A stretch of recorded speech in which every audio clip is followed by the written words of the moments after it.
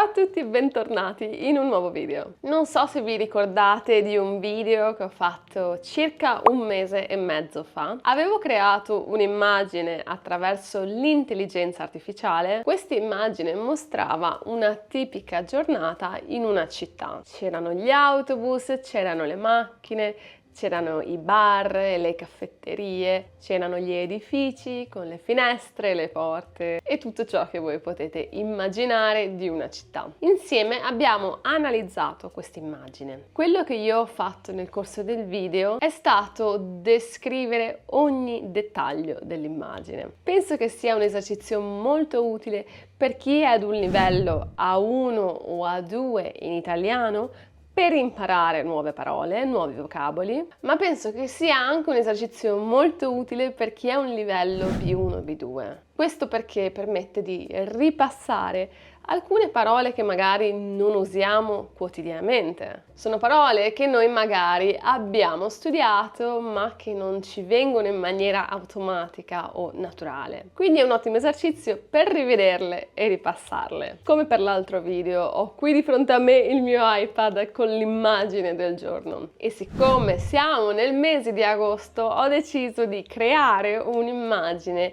di una spiaggia. Magari alcuni di voi adesso sono in Italia per fare una vacanza o per passare un po' di tempo al mare e spero che questo esercizio possa essere utile per imparare qualche vocabolo nuovo che potrete utilizzare durante la vacanza. Come sempre, se siete pronti per iniziare, cominciamo! Qui abbiamo l'immagine della nostra piccola spiaggia. Ovviamente possiamo vedere che è una giornata soleggiata perché il cielo è chiaro, è azzurro. Nel cielo possiamo vedere anche due gabbiani, penso che siano gabbiani, che stanno volando. Passiamo al mare. Il mare direi che è calmo perché ci sono poche onde che sono molto piccole. Quando il mare invece è mosso, in questo caso le onde sono molto grandi. Possiamo vedere diverse cose sul mare. C'è una barca a motore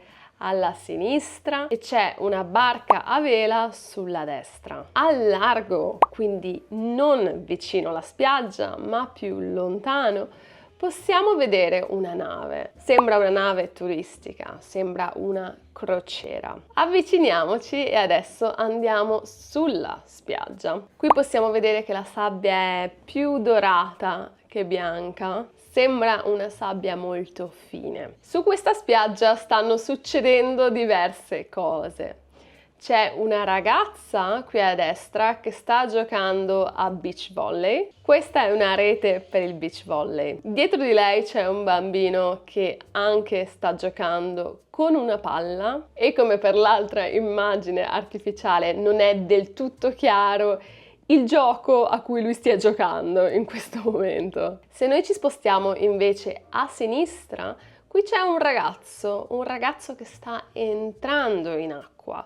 Probabilmente sta per fare il bagno in mare. Fare il bagno in mare significa immergersi in acqua, bagnarsi in acqua. Non significa necessariamente nuotare. Più a sinistra invece abbiamo un ragazzino con sua mamma che probabilmente stanno chiacchierando. Spostiamoci adesso un po' più a destra. Qui vediamo una signora che sta bevendo una bevanda, una Coca-Cola o una birra, non lo sappiamo questo. Lei è seduta su una sedia sdraio. Questa si chiama sedia sdraio. Nelle spiagge spesso si vedono anche i lettini. Adesso vi metterò un'immagine di un lettino perché non c'è in questa immagine. Questo è un lettino. Nelle spiagge private in Italia vi possono chiedere: vuole una sedia a sdraio o vuole un lettino? Molto spesso avrete la scelta fra le due opzioni. Questa persona è seduta sulla sedia a sdraio. Sulla sedia a sdraio c'è anche un altro signore sulla destra. Questo signore indossa degli occhiali da sole ed è seduto e probabilmente sta prendendo il sole. Anche la ragazza alla sinistra del signore sta prendendo il sole. Quando noi prendiamo il sole, di solito ci abbronziamo, diventiamo abbronzati. Accanto al Signore abbiamo un bambino che sta costruendo un castello di sabbia. È un castello di sabbia piuttosto grosso. Anche la bambina al lato aveva già costruito un castello di sabbia. È un po' strano perché il castello di sabbia della bambina è sull'asciugamano. Questa non è una cosa normale, di solito il castello di sabbia è sulla sabbia. Ad ogni modo ci aiuta per introdurre la parola asciugamano. Possiamo chiamarlo sia asciugamano sia telomare. La parola telomare in realtà è un po' più corretta, anche se quasi tutti gli italiani usano la parola asciugamano. Accanto alla ragazzina abbiamo una borsa, una cesta, probabilmente dentro c'è del cibo o ci sono delle bevande, oppure ci sono degli oggetti che possiamo usare in spiaggia. Per esempio gli occhialini per nuotare o la maschera per nuotare. Quando la giornata è troppo calda è molto utile avere un ombrellone da spiaggia. L'ombrellone da spiaggia ci ripara dal sole, crea un po' di ombra. Ad ogni modo, se non avete l'ombrellone da spiaggia, allora può essere utile usare questo cappello o questo sombrero che utilizza la signora qua sulla sedia a sdraio. Direi che più o meno abbiamo descritto la maggior parte dei dettagli di questa foto.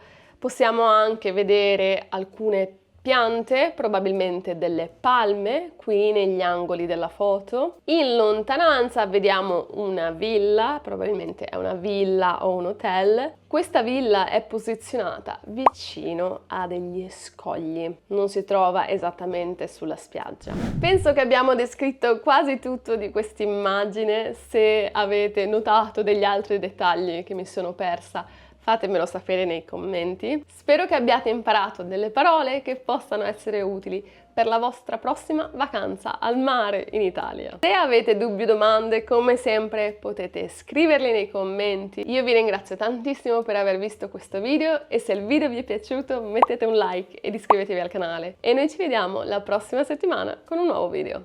A presto!